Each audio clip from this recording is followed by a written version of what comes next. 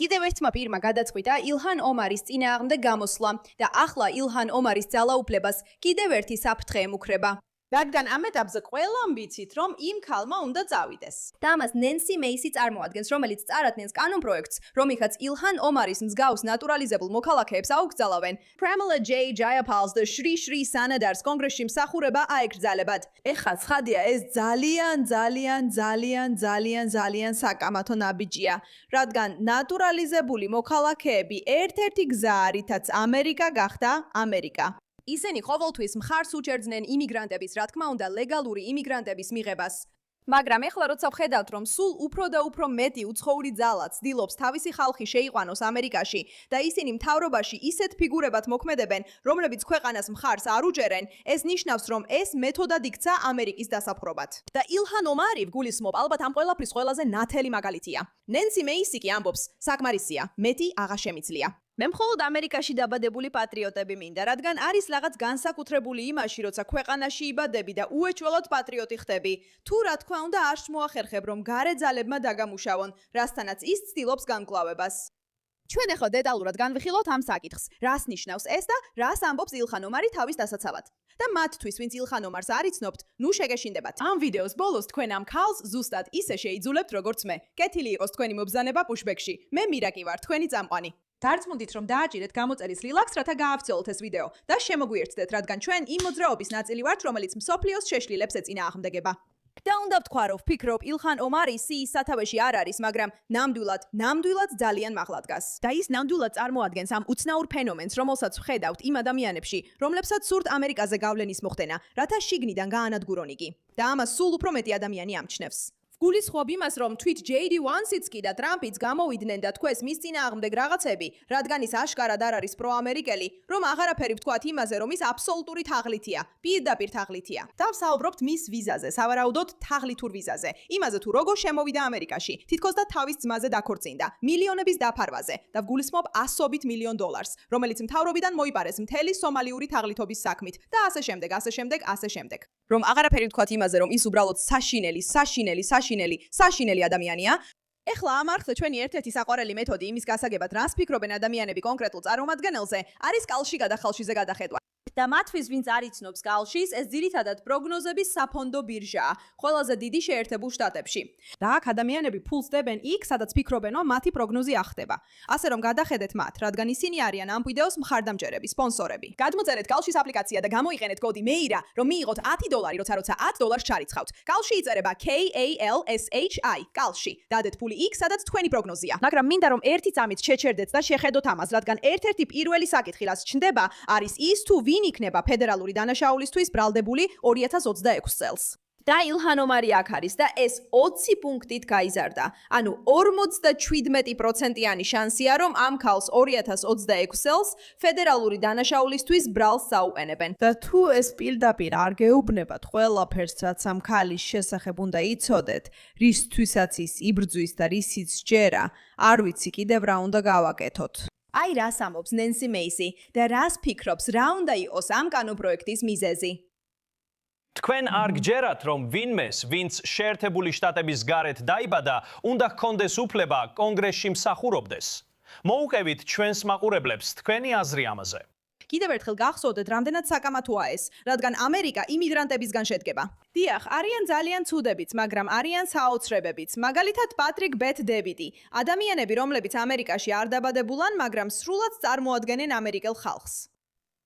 სწორია, შორს წასვლაც არ გჭირდება. უბრალოდ, ილჰან ომარი ან ის ბიჭი, რომლის გვარიც ვერ ვთქვი, შრი. ესენი არიან ადამიანები, რომლებმაც ერთგულება უცხო ქვეყნებს შეჰფიცეს.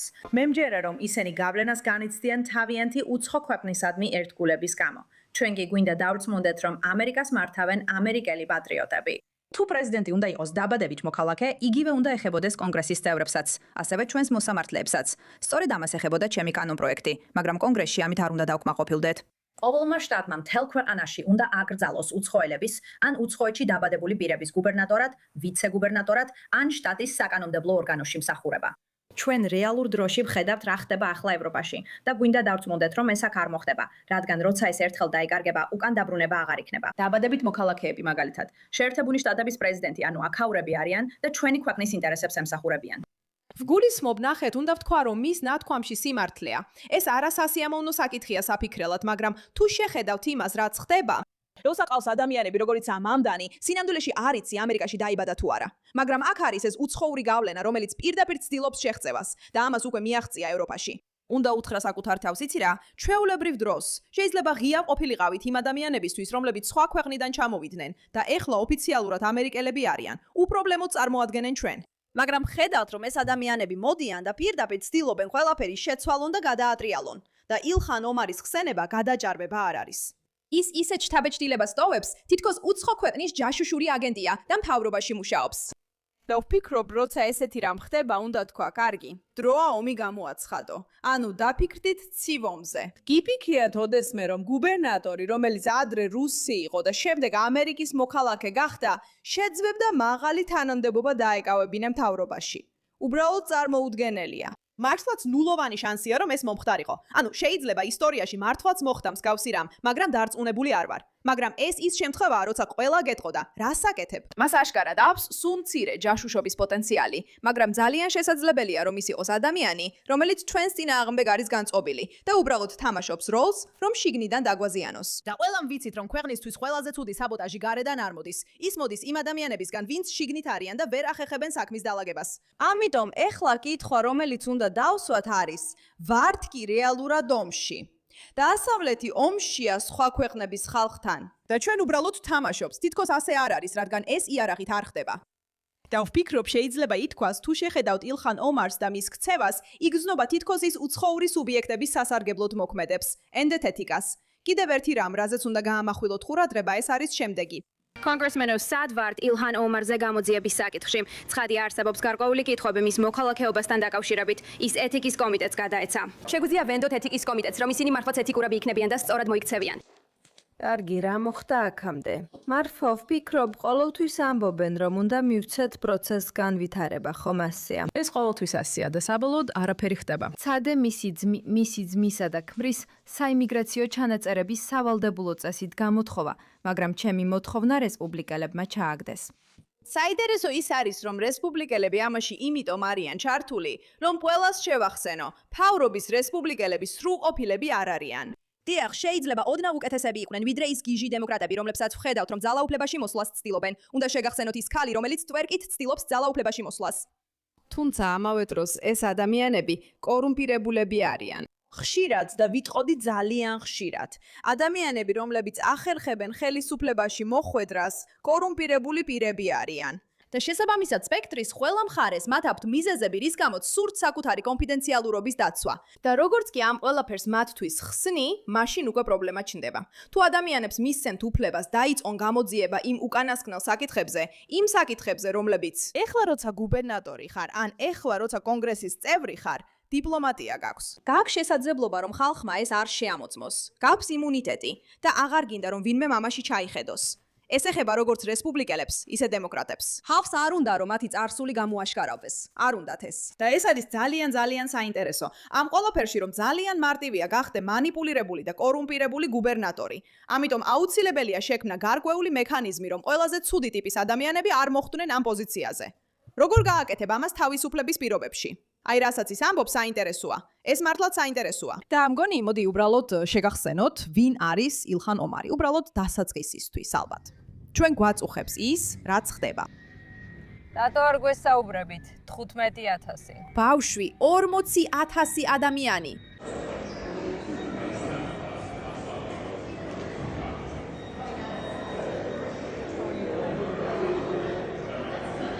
უბრალოდ შეგახსენებთ, რომ ამ ქალს, კარგი, ამერიკის მთავრობა ეხლა მის კვალშია, რადგან ჩანს, რომ ის მუშაობდა კუბის მთავრობისთვის, როგორც მარქსისტი. კარგი, ასე რომ ვფიქრობ, ყველას უნდა იცოდეს ეს კონტექსტისთვის. მაგრამ გახსოვდეთ, ეს ილჰან ომარის ამბავი ფართოვდება. ფიქრობ, ამ კომიკოსმა ამას რაღაც დონეზე სწორად ასახა. მოდით უყუროთ. ილხან, შეგიძლია გთხოვ გაეთრიე მინესოტადან?